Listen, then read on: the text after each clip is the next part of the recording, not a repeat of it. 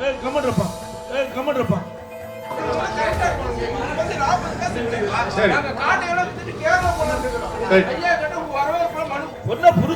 தம்பி நீ யார் போங்க அவருக்கு நீங்களும் சீட்ல போறீங்க ஒரு வச்சா கமெண்ட்ப்பா ஏங்க நீங்க கோரிக்கை மட்டும் வைங்க.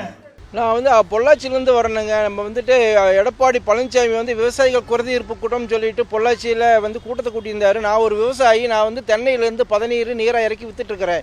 இப்போ வந்துட்டு இவருடைய தேர்தல் அறிக்கையில் வந்து தென்னையிலேருந்து கல் இறக்கி கேரளாவுக்கு வந்து தடை இல்லாமல் கொண்டு போகிறதுக்கு அங்குள்ள வியாபாரிகள் வந்து தமிழ்நாட்டில் வந்து தென்னை கல்லை கொண்டு போகிறதுக்காக ஒரு மனு தேர்தல் அறிக்கை அதை கொடுங்கய்யான்னு சொல்லிட்டு அந்த தேர்தல் அறிக்கையை கொண்டு வந்தேன். ஒன்று வந்து கேரளாவுக்கு கல்லுக்கு அனுமதி கொடுக்கணும், அங்குள்ள வியாபாரிகள் வந்து தமிழ்நாட்டிலேருந்து கல் கொண்டு போறதுக்கு அனுமதி கொடுக்கணும். 3 வந்து வெளிநாடுகளுக்கு கல்லை வந்து ஏற்றுமதி செய்யணும்னு சொல்லிட்டு ஒரு தேர்தல் அறிக்கையை வந்து ஒரு பேப்பரில் எழுதி எடப்பாடி பழனிசாமி கொண்டு வந்தேன். அவர் வந்து மனுவாக கொடுத்துட்டு போங்க, யாரும் பேசக்கூடாதுன்னு சொல்லிட்டாரு. ஏன் நீங்கள் 4.5 வருஷமா எங்களுடைய ஆட்சியை நாசம் பண்ணிட்டீங்க. 4.5 வருஷமா வந்து நீங்கள் வந்து கல்லுக்கு அனுமதி தரல. அதனால எங்களுக்கு 40க்கும் மேற்பட்ட வழக்குகள் இருக்குது.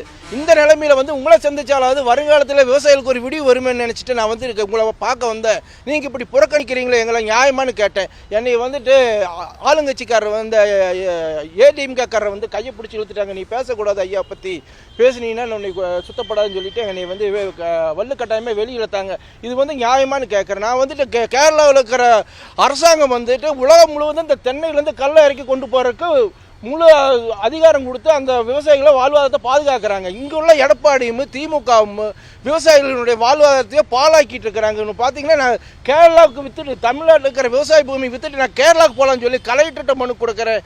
யாருக்கிட்ட கொடுத்தாலுமே எங்களுக்கு வந்து ஒரு சுதந்திரமான விடிவில்லை. எங்களுடைய விவசாய பூமி விற்க முடியாமல் நாங்கள் வந்து பாழாகிட்டு இருக்கிற நாள் கோர்ட்லேருந்து ஆர்டர் வந்துருச்சு. என்னுடைய விவசாய பூமி எல்லாம் ஏலத்தில் எடுக்கிறேன். ஒரு பக்கம் பார்த்தீங்கன்னா இந்த கஷ்டம், இன்னொரு பக்கம் பார்த்தீங்கன்னா 40க்கும் மேற்பட்ட வழக்கு. மாடு கண்ணும் கூட மேய்க்காம நான் 20 மாட்டை விற்று போட்டேன். ஏன்னு கேட்டிங்கன்னா வெடியால கோர்ட்டுக்கு போனால் சாயங்காலம் 5 மணி வரைக்கும் வரக்கூடிய நிலைமை விவசாயிகளுக்கு இருக்குது. அதனால தமிழ்நாடே வேண்டாடா, நாசமாக போகடா, நீங்கள் திராவிட கட்சியில் நாசமாக போகடா, எங்களுடைய விவசாய பூமி விற்று கொடுங்கடா, நாங்கள் சைட்டு வேலை போட்டு பல கோடிக்கு விற்குவேன். நம்ம போய் கேரளாவில் போய் விவசாயம் பண்ணி அங்கே வாழ்வாதாரத்தை தேடிக்கிறேன், அங்கே கல்லை இறக்கி விற்றுக்கிறேன்னு சொல்லிட்டு மனுவாக கொடுக்கலான்னு வந்த இந்த எடப்பாடி மக்களை புறக்கணிக்கிறதுனால எங்களுக்கு வாழ்வாதாரமே கேள்விக்குறியாயிருச்சு. இந்த 2 திராவிட கட்சிகளும் விவசாயிகளை பாழாக்கிட்டு இருக்கிறாங்கன்ட்டு எல்லா மக்களுக்குமே தெரியும். ஓட்டுக்கு 200 ரூபாய் கொடுத்து கூட்டத்தை கூட்டின மயத்தில் ஜெயிச்சிட முடியாதுங்க யாருமே. விவசாயிகளுடைய மனநிலை வேணும். அது வந்து அண்ணாமலை சொன்னார், அதே வரையும் புறக்கணிச்சிட்டார் இந்த எடப்பாடி பழனிசாமி. இவர் ஒரு துரோகி.